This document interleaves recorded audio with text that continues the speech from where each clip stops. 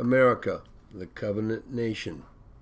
Chapter 1, Colonial Foundations, the Two Americas. Part 3, the Virginia Colony, in the early 1600s. England finally gets in the game. In the early 1600s, it was England's turn to play the game. Young English aristocratic wannabes, or for that matter anyone seeking social betterment, looked to America as their Spanish counterparts had, in the hope of striking it rich in American gold, with which, of course, to buy land and thus social status. This was distinctly the medieval feudal motif that underlay the founding of the English colony of Virginia. Footnote: the name of the corporate venture, Virginia, was chosen in honor of the Virgin Queen, meaning never married, Elizabeth, who had given England a long period of stable rule from 1558 to 1603. End of quote. And thus, in the early 1600s, after some failed efforts in the late 1500s, England jumped into the quest for American wealth. English King James I needed money to continue the struggle against Spain and was willing to charter two new colonization efforts to the New World, to the area that at that point was known as Virginia. One such effort was to be located in the northern part of Virginia, roughly what was to become New England, and one in the south, especially the Chesapeake Bay area of northern Virginia and southern Maryland. Two companies were set up in England to oversee these colonization efforts, one in Plymouth, that is for the northern colony, and one in London, the southern colony. The first of these ventures, the Plymouth or northern colony, failed. The second one, planted at Jamestown in 1607, was more successful, but barely so. But with its success, the first Virginia colony was finally established. Roanoke, an early but failed effort at settlement. Actually, Jamestown was not the first English settlement in America. It's only the first English settlement to have survived the rigors of colony planting in the wilds of America. A generation earlier, in the mid-1580s, a couple of efforts were made under the sponsorship of Queen Elizabeth's close friend, Sir Walter Raleigh, to plant a Virginia settlement in a strategic American coastal position from which the English colonists could search for gold or simply raid passing Spanish galleons. On a second attempt, 1587, a group of 90 men, 17 women, and 11 children was brought to a spot they named Roanoke on the outer banks of what is today North Carolina. They were left there to establish an English colony while the ship returned to England for more supplies.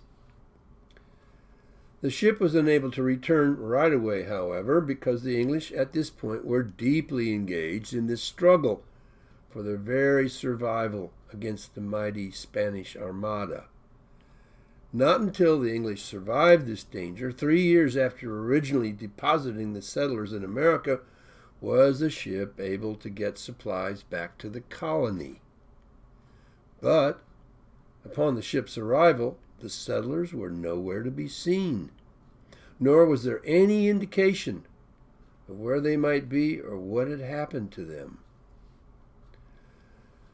The news of the lost colony put a serious chill on any further thoughts about another such venture, until another generation came along at a time when the lure of gold seemed to be greater than the fear of failure. The early settlement of Virginia at Jamestown, 1607. The Jamestown Settlement. With the support of King James, financial backers or adventurers of the Virginia Company in London were able to amass enough money to outfit 3 ships two of them being incredibly small, to bring some 144 all-male settlers to Virginia. Setting out in December of 1606, the settlers arrived in Virginia a very long 5 months later in May of 1607.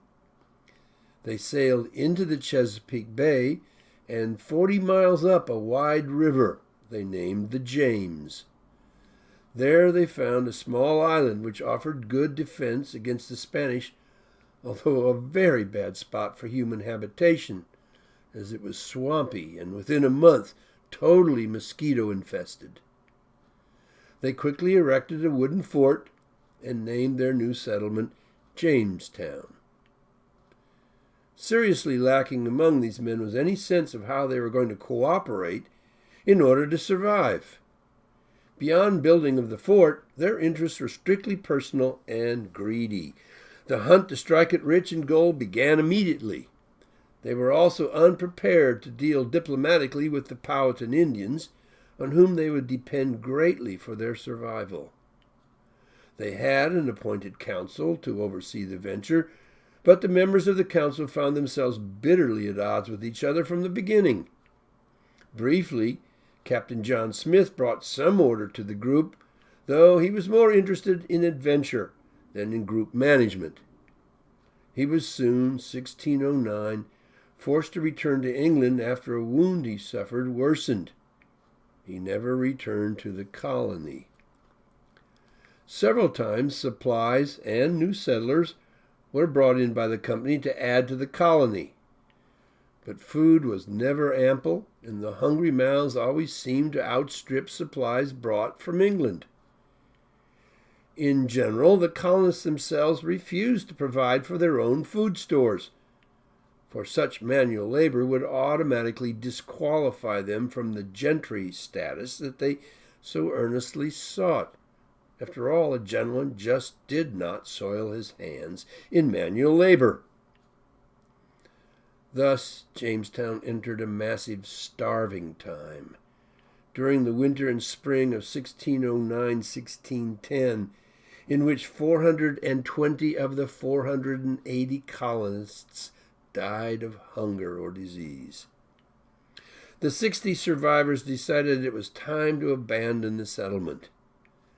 They were 10 miles downstream on the James River, headed back towards England, when Lord Delaware, intercepted them, coming from England with a boatload of supplies and 150 additional settlers, and orders from the king to do whatever was necessary to ensure the survival of the colony.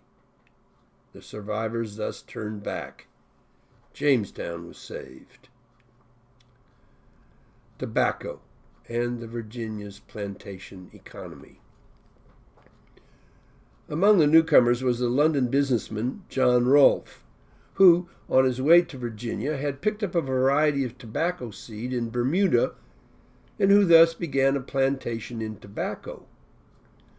The first shipment, sent back to England in 1614, proved to be highly profitable, although the king despised the drug.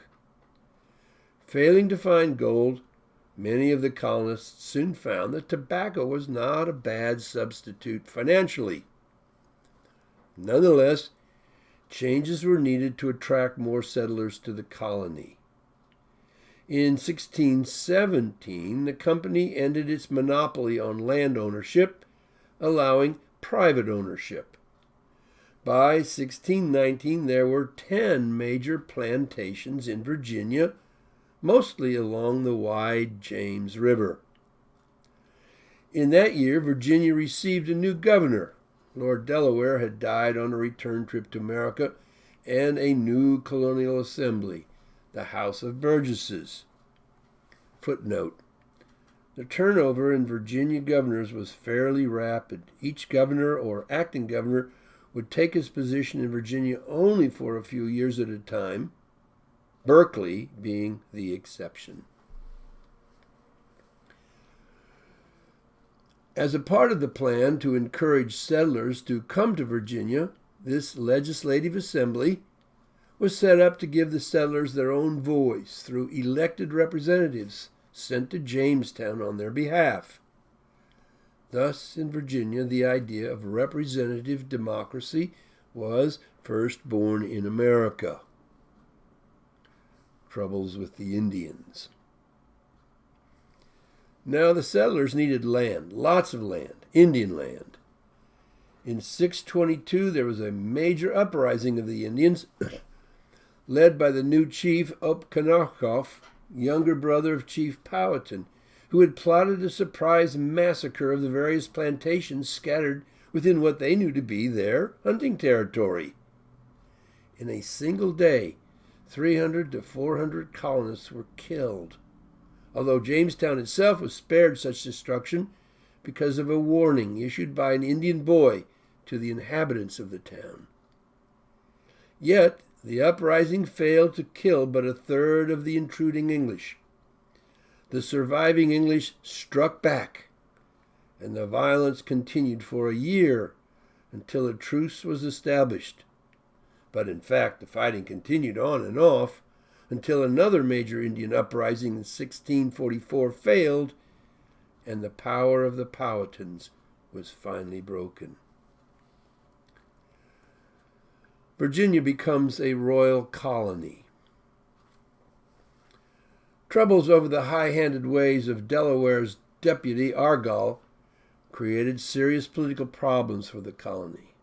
Rumors made their way back to England about the colony's difficulties.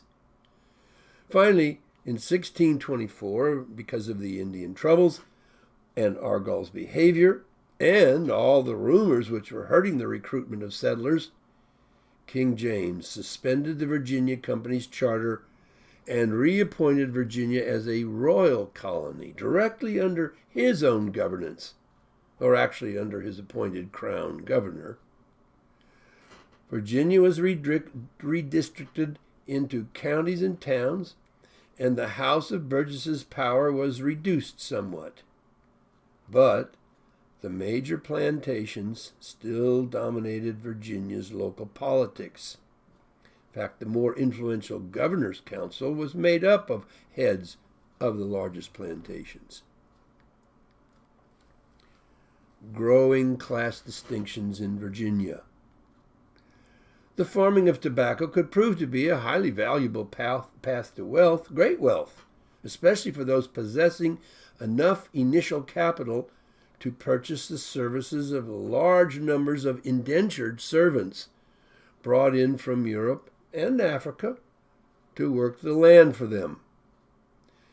The earliest Virginia planters, who purchased the best of the properties along the shores of Virginia's tidewater region, where wide, navigable rivers allowed ships from England to pick up their tobacco on docks right at the river's edge. It's made excellent profits for the tobacco trade, and thus were able to purchase the service of additional indentured workers in order to expand their land holdings and thus overall production. Some of these plantations, consequently, became vast in size and operation, something like great feudal estates of thousands of acres and hundreds of servants to work those acres. Thus also along the edges of the broad rivers and the numerous bays of eastern Virginia, an English aristocracy began to grow up in America, dominated by such families as the Randolphs, the Carters, the Lees, and the Washingtons, whose family patriarchs typically served on the influential governor's council.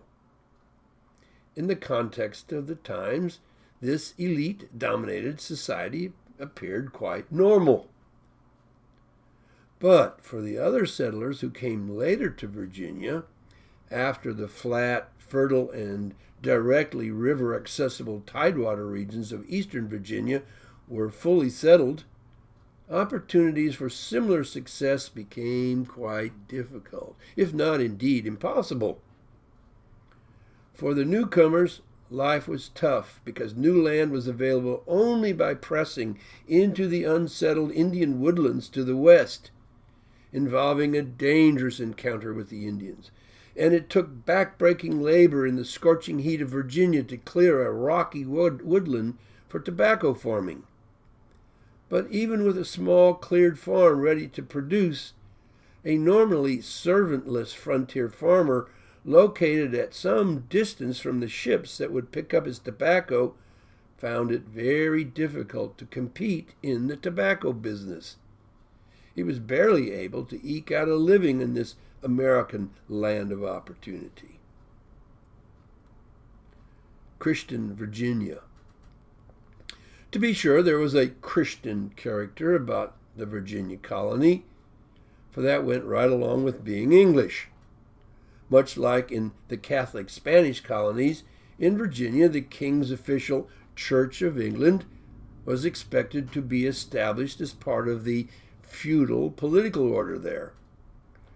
However, not until well into the establishment of the Virginia colony, that is around 1620, did some effort take place to bring Virginia under Anglican structure with a system of parishes presided over by priests or rectors and the non-clergy vestry. But always there was a shortage of priests willing to come to America, and even with the creation of the College of William and Mary in Williamsburg in 1693, America's second college, there were not many young men willing to take up the challenge of the Anglican priesthood, as ordination could occur only in London, as there was never a bishop appointed to the American colonies during the period prior to the American independence in the 1780s. In status-conscious Virginia, there was little status and even less economic reward for being an Anglican priest in Virginia. Attendance at Sunday service was the law, which was seldom enforced, and which thus produced little personal incentive for the Virginians to be very attentive to their religious discipline. The governorship of Sir William Berkeley. In 1642, Virginia received a governor who would play a key role in giving this Virginia society something of a more stable footing, at least for a generation or so. Berkeley was the very bright second son of a family of country gentry who grew up in England, educated by both the rigors of agricultural management and a classical education at Oxford. In 1632, he gained admittance into King Charles I's literary circle, called the Wits, where Berkeley composed several plays performed before the king. Then, in 1639, he took a military command under Charles during the rising conflict in England over the reform of the Church of England, gaining for Berkeley a knighthood. His growing esteem in the eyes of King Charles consequently led to Berkeley's appointment in 1641 as Crown Governor of Virginia. Agrarian reform.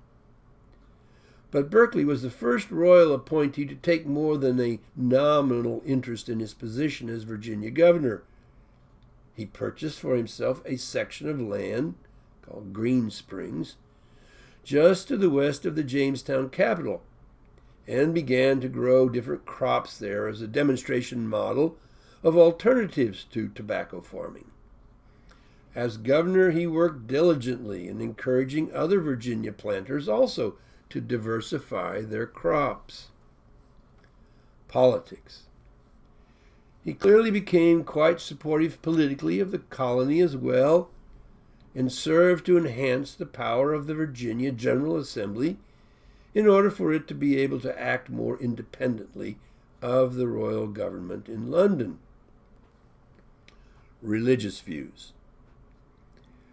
With respect to religion, he was very loyal to Charles's Church of England, and quite hostile to those who questioned the Anglican Church and its authority, notably the Puritans, of course. He kept a very close eye on the doctrines and political ideas being preached in Virginia to make sure that they conformed absolutely to the standards of the Church of England. Likewise, he discouraged public education for fear it would provoke the growth of unwanted ideas, and kept a tight rein on what got published for much the same reason.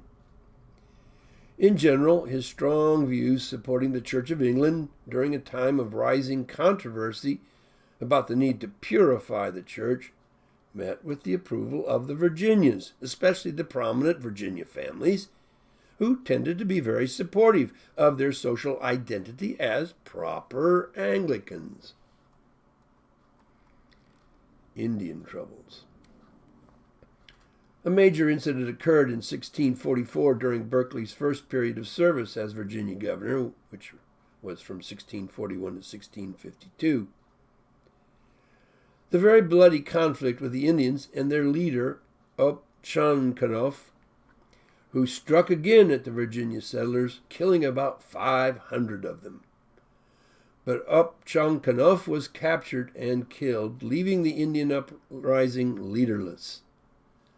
The trouble continued into the next year, but had run out of energy after Upchonkanough's death, and soon the Indians found their power largely broken in Virginia, at least as far west as the foothills of the Appalachian Mountains, which at that point provided the Indians with a more defensible position against the intruding English. In general, Berkeley's handling of the situation met with the approval of the Virginians. The period of the Puritan Commonwealth in England, 1649 to 1660. When King Charles was beheaded during the Protestant uprising led by England's Puritan Parliament at the beginning of 1649, thereby bringing England under Parliament's rule as a new Puritan Commonwealth, Berkeley's days as governor seemed numbered. Still serving as governor in the early days of the rebellion, he offered sanctuary in Virginia to royalists escaping England, until the arrival of the Commonwealth authorities in 1652, who removed him from power, but let him continue to reside in Virginia on his Green Springs plantation. For the next 8 years, Virginia was led by Commonwealth governors elected by the Virginia General Assembly. The Restoration. With the restoration in 1660 of the deposed Stuart monarchy, Charles II being now England's new king, Berkeley was also restored to his former position as Virginia governor. But his horizons soon expanded when in the early 1660s he became one of the co-proprietors of the New Carolina colony to the south of Virginia, and his older brother John also receiving land in New Jersey. Perhaps this served to overextend his responsibilities, because in Virginia he was becoming viewed as more and more indifferent to some of the problems there, from the poverty experienced by the lower social orders to the troubles with the Indians experienced by the frontier farmers. Bacon's Rebellion, 1676. Problems also began to develop when, in 1675, Berkeley brought onto the governor's council a young English aristocrat, Nathaniel Bacon, who may have had actually some family ties to Berkeley's wife, Frances. He came to the Virginia colony to escape a financial scandal back in England. In 1674, another Indian war exploded along the Virginia and Maryland frontier. Both sides, English and Indian, raided and slaughtered each other's settlements along this frontier, with efforts at negotiated peace seemingly not able to cool down hot tempers on both sides. Berkeley responded by moving to build forts along the frontier, raising taxes in order to cover these expenses, angering the poorer of Virginia, on whom the taxes fell especially hard, and the frontiersmen who considered Berkeley's fortresses to be useless in dealing with their portion of the Indian problem.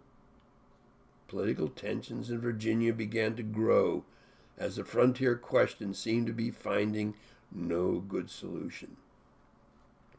Then, to make matters worse for Berkeley, Bacon asked the governor for permission to use a 400 to 500 men militia he had assembled to drive the Indians from the frontier. Bacon was actually aiming at 2 Indian groups who had not participated in the attacks, but whose land was eagerly sought by the Virginia frontiersmen. Berkeley refused, but Bacon went ahead anyway, bringing the Indians to appeal to Berkeley for help. Berkeley arrested Bacon, whose men then broke him out of prison. Bacon subsequently not only went after the Indians, killing and enslaving many and confiscating their lands, but also issuing a number of manifestos accusing the governor of corruption and incompetence. In essence, Bacon was striving to make himself Virginia's effective leader. When Berkeley assembled his own army to go after Bacon and his militia, a war was on. Meanwhile, the king shipped off from England about 1,000 soldiers to help Berkeley put down the rebellion. At first, the course of the conflict clearly favored Bacon, whose militia succeeded in burning Jamestown to the ground in September of 1676.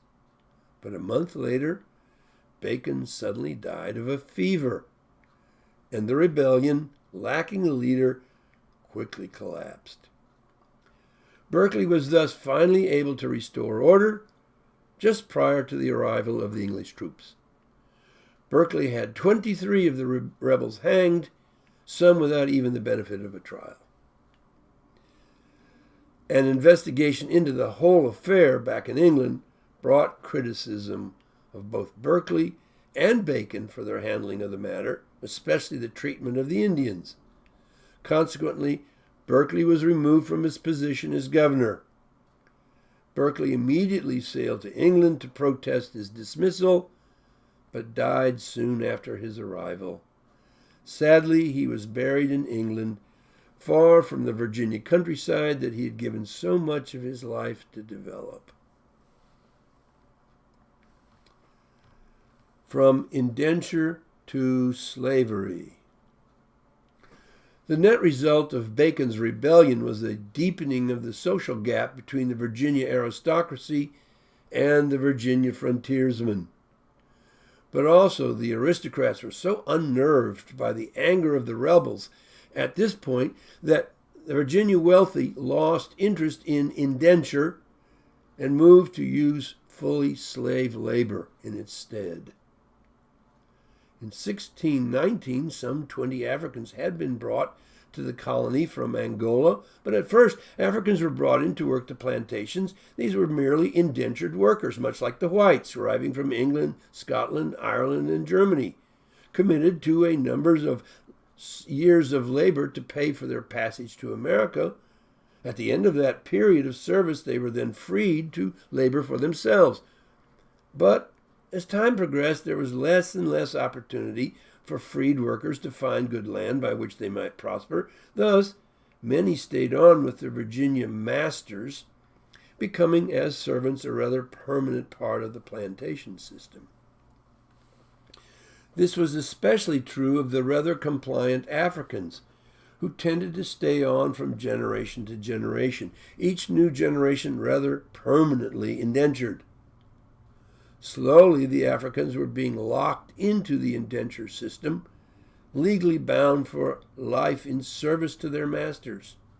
Also, since indentured services could be legally bought and sold, soon these African workers and families were looked on not as humans, but as property. Step by step, indenture was transforming itself into slavery. Slavery as an institution had been recognized as a permissible institution only in 1654. Actually, of course, slavery was practiced widely across the world in the 1600s. The Muslims specialized in it, and were major slave traders. But Europeans engaged in the practice as well, though economically it was not particularly profitable in Europe itself. It really grew big on the islands of the Caribbean, where slaves were brought in huge numbers to work the highly profitable sugarcane plantations. Here, Africans virtually replaced the Indian population that had once inhabited the islands. But anyway, as slavery extended its place in the Virginia economy, the laws regulating and controlling slavery advanced in accompaniment. By 1705, the Virginia slave codes defined the institution fairly much as it would be practiced in Virginia for the next 160 years. The Virginian or Southern social profile.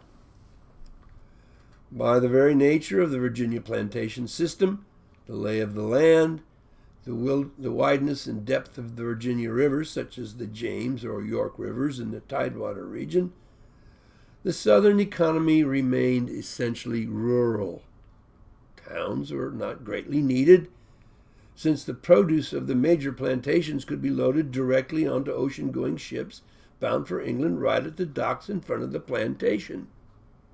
There was no need to ship the plantation's produce to some port city or commercial center to be forwarded on to England. Each plantation conducted its own business with England right at the plantation. Thus, an urban economy did not develop in the South as it would in the American North. As for the poor dirt farmers scattered throughout upland Virginia, their existence was largely one of mere subsistence farming, their hard work providing barely enough to keep their families alive.